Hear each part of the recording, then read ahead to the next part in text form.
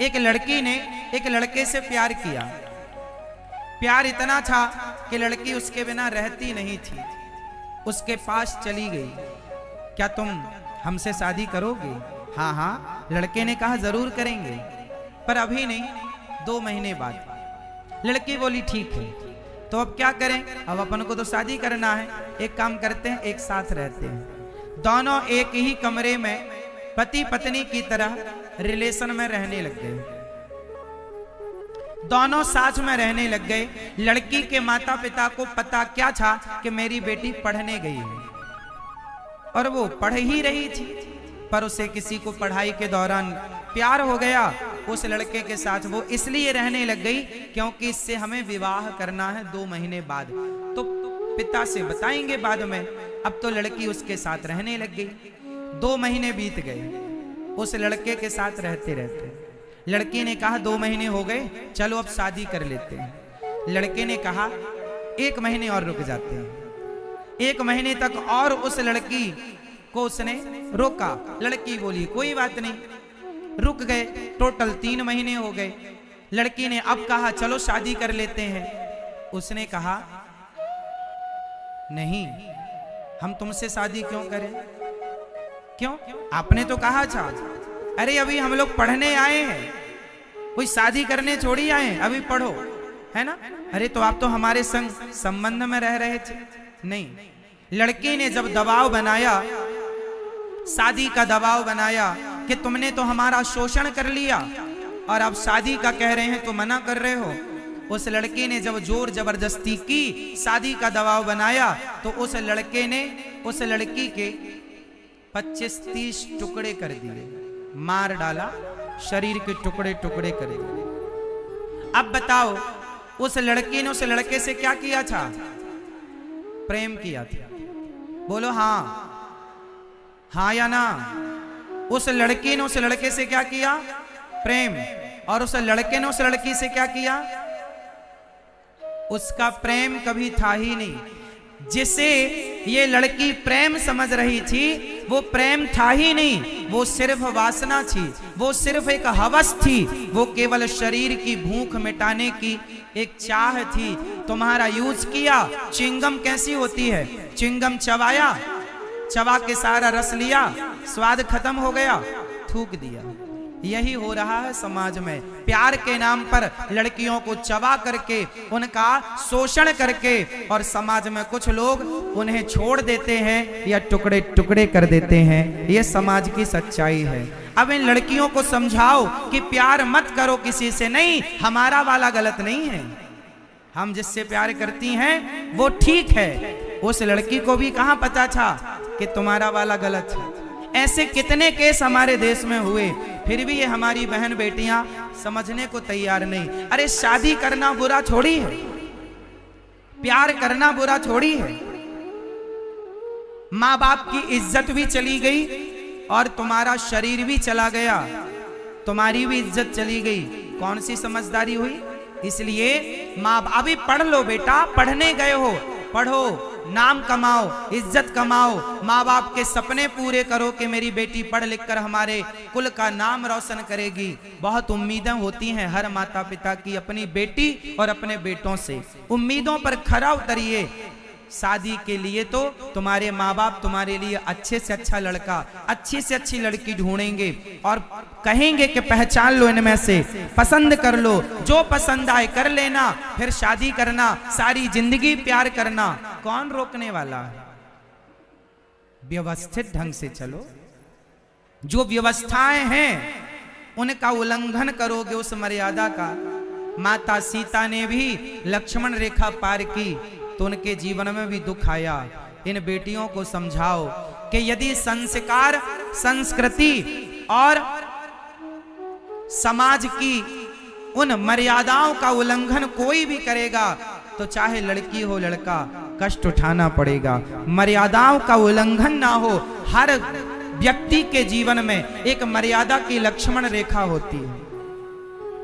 हर लड़की के जीवन में एक मर्यादा की लक्ष्मण रेखा है, हर लड़के के जीवन में एक मर्यादा की लक्ष्मण रेखा है। आजकल के नौजवान पढ़े लिखे बच्चे क्या चाहते हैं? आजादी। मुझे किसी का कोई इंटरफियर नहीं चाहिए, ना माँ तुम ना बोलना बीच में, ना बाप आप ना बोलना पिताजी बीच में, ना भाई ना बहन, ना दादा ना दादी, ना नाना ना नानी, किसी कंड। हम पढ़े लिखे हैं, हमने पीएचडी की है, हम कोई अनपढ़ थोड़ी हैं। आप लोग तो अंगूठा छाप हैं। लड़की कहती है हम पढ़े लिखे हैं, टॉप किया है हमने। तुम क्या जानते हो? हम इतना कुछ जानते हैं, इतना पढ़े, इतनी दुनिया देखे, अपना डिसीजन हम खुद ले सकते हैं। हमें आजादी चाहिए, किसी का बंधन नहीं चाहिए। वो जमाना गया जब लड़कियां, जब बहुएं लंबा घूंघट डाल के रहती थीं। आज तो हम जरा जरा से कपड़े में रहेंगी, क्योंकि हम आजाद हैं। एक बात बताओ, मैं हर लड़की से एक सवाल पूछ रहा हूं, उत्तर दीजिएगा। आपको कैसी आजादी चाहिए? एक बात बताना, माता सीता और शूर्पणखा, इन दोनों स्त्रियों में कौन सी स्त्री आजाद थी? जरा नाम बताओ। माता सीता और शूर्पणखा, इन दोनों स्त्रियों में आजादी की जिंदगी कौन जीती थी? किसी का दबाव नहीं, माँ का, बाप का, धर्म का, भगवान का, किसी का, समाज का, मर्यादा का कोई डर नहीं। जहां जाए शान से जाती है, कोई लाज नहीं, शर्म नहीं। बताओ वो कौन स्त्री है इतिहास में जिसे कोई लाज मर्यादा, कोई किसी का डर नहीं? कौन? माता सीता है या शूर्पणखा? माता सीता को डर था कि नहीं? किसका? किसका डर था माता सीता को? किसका? माता सीता मर्यादा के बंधन में रहती हैं। माता सीता संस्कारों के बंधन में रहती हैं, और शूर्पणखा के पास कोई मर्यादा, कोई बंधन नहीं है। आज की लड़कियां, आज के नौजवान दोस्त भी कहते हैं हमें आजादी चाहिए, किसी प्रकार का माँ बाप का, बड़ों का भी इंटरफियर नहीं चाहिए। जहां बड़ों का इंटरफियर ना हो, जहां धर्म की मर्यादा ना हो, जहां शिष्टाचार ना हो, वो इंसान कैसा होता है? लड़की होगी और उसके जीवन में माँ बाप का कोई दबाव, धर्म का कोई दबाव, संस्कारों का कोई बंधन ना होगा, तो वो लड़की शूर्पणखा हो जाएगी। क्या आप शूर्पणखा होना चाहती हो? ये बात सही है कि गलत है? बोलो हाँ। आज की हमारी बहन बेटियां भी फैशन के नाम पे आजादी चाहती हैं। पहनने की आजादी दो, घूमने की आजादी दो। आजादी अच्छा है, पर आजादी भी मर्यादित। आजादी भी मर्यादित। अमर्यादा में कुछ नहीं। घूमो ना, कौन मना कर रहा है? तुम्हारे पापा ही तुम्हें घुमाने ले जाते हैं। घूमो, कौन मना? उचित, उचित सब सही, उचित बातें, उचित हंसना, उचित रोना, उचित सब सही है, अनुचित कुछ भी सही नहीं। राम जी और रावण, बताओ इन दोनों में कौन बंधन में था संस्कारों के? राम जी स्वतंत्र नहीं थे, राम जी आजाद नहीं हैं। राम जी अपने से बड़ों की मर्यादा में बंधे हुए हैं, और रावण किसी की मर्यादा में नहीं बंधा, इसलिए माता सीता को उठा कर ले जाता है। जो आदमी अपने माँ बाप की, जो गुरुजनों की और अपने धर्म की मर्यादा में नहीं बंधा, वो रावण जैसा हो जाएगा। तो क्या आज के युवाओं को रावण होना है? इसलिए प्रेम करना बुरा नहीं है, शादियां करनी बुरी नहीं है, पर शादियों के नाम पर जो समाज में बेटा बेटी, लड़का लड़की ले लेकर के भाग रहे हैं, जो पसंद आए वहीं शादियां कर रहे हैं, ये सब गलत है। आपके हिसाब से सही है कि गलत है? सही है? गलत है? माँ बाप कितनी प्लानिंग करते हैं बच्चों के लिए। जब आप छोटे से थे तो कहाँ पढ़ोगे, माँ बाप ने प्लानिंग की अच्छे से अच्छे स्कूल, स्कूल से कॉलेज गए तो अच्छे से अच्छे कॉलेज की प्लानिंग माँ बाप ने की। तुम तो अपना निर्णय लेने के लायक नहीं थे जब तुम्हारे माँ बाप ने तुम्हें, भले वो आज भी रिक्शा चलाने वाला बाप अपने बेटों को अच्छी शिक्षा देने की कोशिश करता है, अपनी हैसियत अपनी औकात से ज्यादा वो बच्चों को पढ़ाने लिखाने की कोशिश करता है, लेकिन वही बच्चे पढ़ लिख करके अपने माँ बाप पर जब उंगलियां खड़ी करते हैं कि तुमने हमारे लिए किया ही क्या है, तब माँ बाप का हृदय ना टुकड़े टुकड़े हो जाता है कि जिस औलाद के लिए दिन रात की, आज वही औलाद कह रही है तुमने हमारे लिए क्या किया है। ऐसे शब्दों का प्रयोग ना किया करो, कुछ शब्द अपनी डिक्शनरी से हटा दो। माँ बाप 140 करोड़ लोग रहते हैं मेरे देश में, 140 करोड़ की आबादी वाले देश में केवल 2 लोग ऐसे हैं जो आपका सबसे ज्यादा भला चाहते हैं, वो है आपके, उन 2 में एक है आपकी माँ, एक है आपका बाप, तीसरा कोई नाम हो तो आप मुझे बताओ। जितना हित आपके माता पिता आपका चाहते हैं संसार में, इतना हित आपका, लेकिन आज की औलाद उन्हीं माँ बाप पर कहती है उंगली उठाकर तुमने हमारे लिए किया ही क्या है। अरे तुम्हें पढ़ाया लिखाया, मेहनत कॉलेज की फीस तुमने नहीं भरी थी, बेचारी माँ जरूरत पड़ने पर औरों के घर बर्तन भी धुलने जाती थी, जरूरत से ज्यादा काम तुम्हारा बाप ओवर टाइम काम करता था, कभी बाप का पसीना तुमने देखा ही नहीं कि बाप तुम्हारे लिए कितना पसीना बहाता है। आज के युग में 100 रुपए कमाना कितना कठिन है, कमा के देखो पता चलेगा। और आज के बच्चे फिर कहते हैं कि तुमने हमारे लिए किया ही क्या है।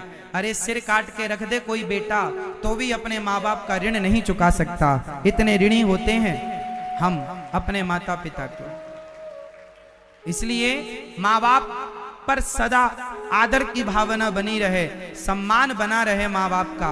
और कभी हाँ कोई बात आपको अच्छी ना लगे माँ बाप की और आप सही कर रहे हैं, माँ बाप रोक रहे हैं, वो आप घर का मैटर है, आप किसी समझदार व्यक्ति के पास जाके बैठ जाओ।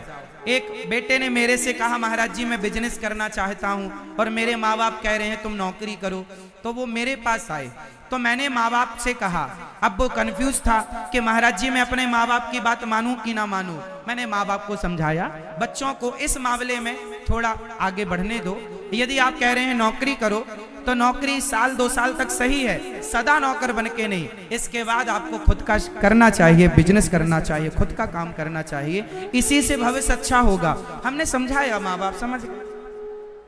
आपकी बातें यदि माँ बाप नहीं समझते तो आप अपने माँ बाप को लेकर, इसलिए गुरु होते हैं, गुरु के पास जाओ। कई बार बच्चे सही होते हैं माँ बाप गलत होते हैं, कई बार बच्चे गलत होते हैं माँ बाप सही होते हैं, तो यहाँ पर ये आपको घर में समझना पड़ेगा, इसलिए गुरु होते हैं। गुरु की मध्यस्थता में आप रखो बातें कि क्या सही है क्या, समझदार होंगे गुरु जी सही निर्णय देंगे। अपने से वो गलत निर्णय ना लो जो आपके लिए हानिकारक है।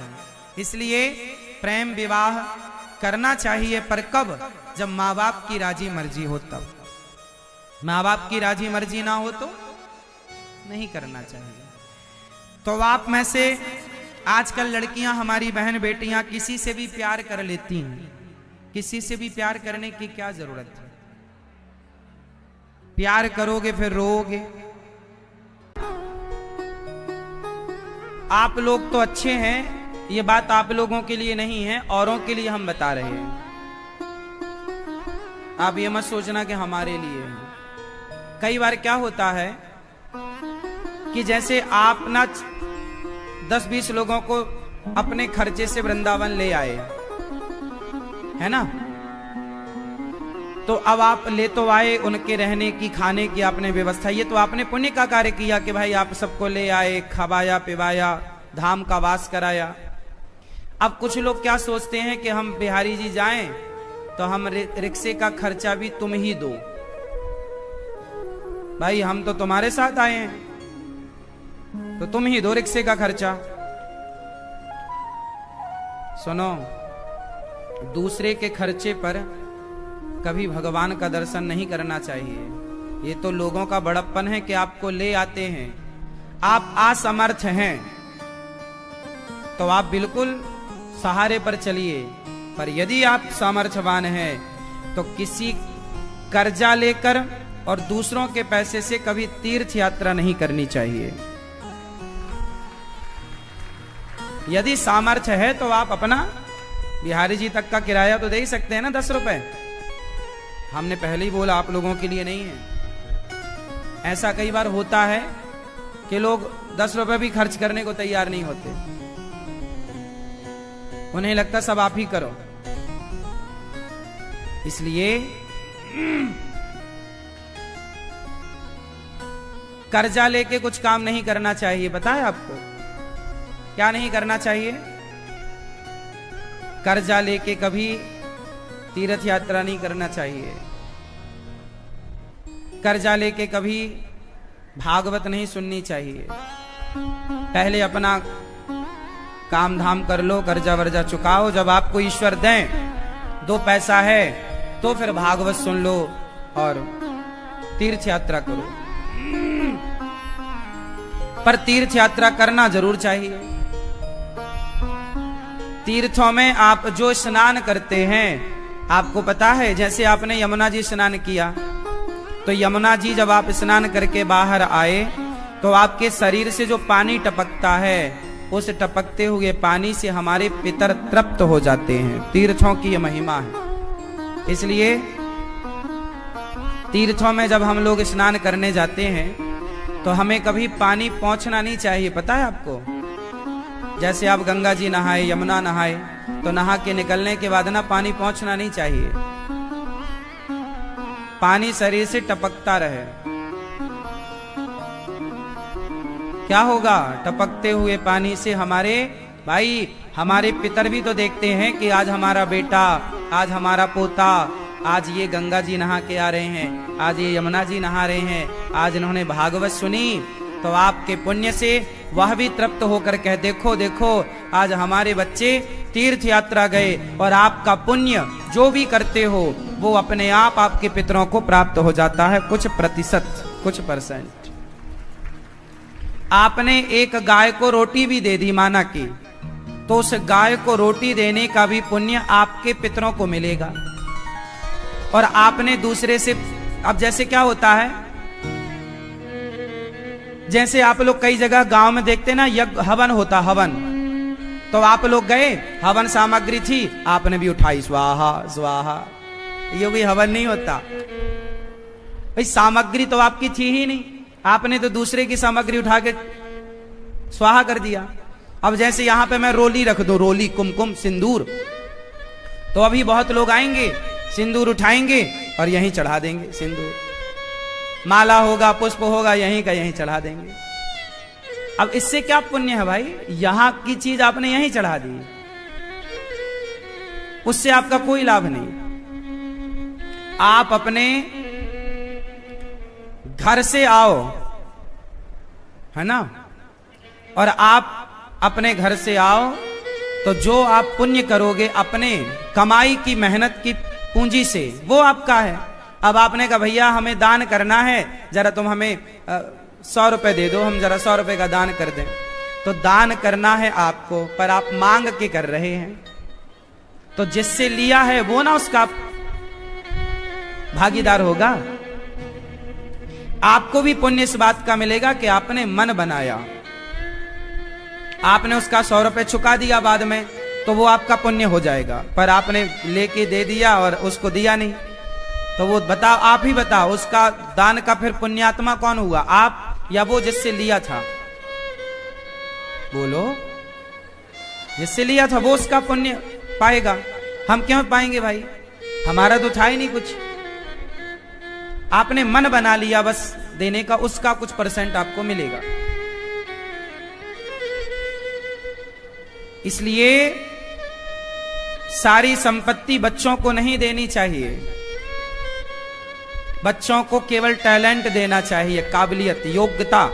बाकी जो कमाओ, कमाई का कुछ %, 5%, 10% हमेशा आप अपने हाथ से किसी को गाय दान करो, अपने हाथ से भागवत सुनो, अपनी कमाई मेहनत के पैसे से भागवत सुनो। याद रखना, जैसे लोग ना बेईमानी करते हैं, जैसे गला काटा किसी का, मर्डर किया और मर्डर करके 10 लाख रुपए कमाया, या किसी बच्चे का किडनैप कर लिया, फिरौती मांगी 20 लाख रुपए, उसको लगा 20 लाख मांगे, चलो 2 लाख दान कर देते हैं, तो वो 2 लाख दान करो या तुम पूरे दान करो, तुम्हें उस दान का कोई पुण्य नहीं है। क्यों जी? आप बताओ, आपने झूठ बोल के 100 रुपए कमाए और 100 रुपए कमा के आपको लगा चलो 50 रुपए दान कर देते हैं, तो भले 50 दान कर दो, पर जो 50 बचा वो भी तुम्हारा पाप का ही कहलाएगा। वो सफेद नहीं होगा, वो व्हाइट नहीं होगा, वो ब्लैक ही रहेगा। हाँ या ना? क्योंकि तुमने चोरी से कमाया है, गलत तरीके से कमाकर दान किया। दान करना है पर गलत पैसे का दान नहीं। गलत पैसे का दान कर दो करोड़ों, कोई फायदा नहीं है उसका, ना मुझे लेने का फायदा होगा ना आपको देने का फायदा होगा। इसलिए हम कहते हैं हमें करोड़ों मत दिया करो बेईमानी का, आप तो केवल अपने खून पसीने की कमाई का सिर्फ 1 रुपए देंगे, उसमें हम खुश हैं। उस 1 रुपए से गौरी गोपाल आश्रम की तमाम सेवाएं चल जाएंगी। मेहनत का 1 रुपए चाहिए साहब। मैं मेहनत करके कमाने वाला व्यक्ति हूं, मैं बेईमानी से बिल्कुल खुश नहीं हूं, ईमानदारी से खुश हूं। आपको मैं सलाह दे रहा हूं कि कभी आप ये मत सोचना कि मैं चलो इतना आ गया है फिजूल का, बेईमानी का, चलो इतना दान कर देते हैं, उसका कोई लाभ नहीं है, स्वीकार ही नहीं होगा वो ईश्वर की अदालत में, वो दान की लिस्ट में सम्मिलित होगा ही नहीं, क्योंकि बेईमानी का है ना। क्यों मेरी मां? आप किसी के घर से चोरी करके लाओ और फिर उसका दान करो, तो भाई चोरी करो ही मत ना, काहे चोरी कर रहे हो? आप सुनो, आप मजदूर, माना कि आप मजदूर हैं, फॉर एग्जाम्पल माना कि आप मजदूर हैं। अच्छा, एक मजदूर को आपके यहां कितने रुपए मजदूरी मिलती है भैया? आपके यहां क्या चल रहा है? एक मजदूर को दिन भर में कितनी मिलती है तिहाड़ी? 500, 1100, 500, 600, 500 ही मिलती है लगभग, 600 मान लो, 700 मान लो, बस इतनी चल रही है। क्यों? एक मजदूर को मजदूरी दिन भर की कितनी मिलती है? लगभग मैं 500 माना कि 500। सुनो, अब माना कि हम मजदूर हैं और दिन भर हमने काम किया, हमें मिला 500। अब बताओ वो 500 हमारा ईमानदारी का है या बेईमानी का है? बोलो। वो हमारा 1 नंबर का है, ईमानदारी का। अब उस 500 रुपए में यदि तुमने 50 रुपए का किसी भूखे को भोजन करा दिया तो एक आदमी को भोजन कराना एक यज्ञ की तरह होगा, क्योंकि वो आपकी मेहनत का पैसे से आपने खर्च किया, एक यज्ञ के बराबर है। करोड़ों दान करने की जरूरत नहीं है, मेहनत की कमाई का एक व्यक्ति को भोजन कराओ, बस ज्यादा नहीं है आपके पास तो एक का। पर दान जब भी करना तो मेहनत की पूंजी का ही दान करना, बेईमानी का तो राम राम हमें मत देना। बेईमानी का करोड़ों यदि है आपके पास तो हमें नहीं चाहिए करोड़ों। ईमानदारी का है तो 5 रुपए भी स्वीकार है, और बेईमानी का है तो करोड़ों भी हम स्वीकार नहीं करते। आपको एक बात और बताएं, हम सबका दान लेते भी नहीं है, हम सबसे लेते नहीं है। बहुत लोग आते हैं, महाराज जी हमारे पास बहुत सारा पैसा है 2 नंबर का, क्या आप ले लेंगे? हमने कहा नहीं भाई, हम क्या करेंगे तुम्हारे 2 नंबर का पैसा? तुमने बेईमानी की होगी, ठगा होगा, लूटा होगा, हमें किसी और को दे दो, जाओ, हमें नहीं चाहिए। हमें तो ईमानदारी का तुम्हारे पास हो, मेहनत का,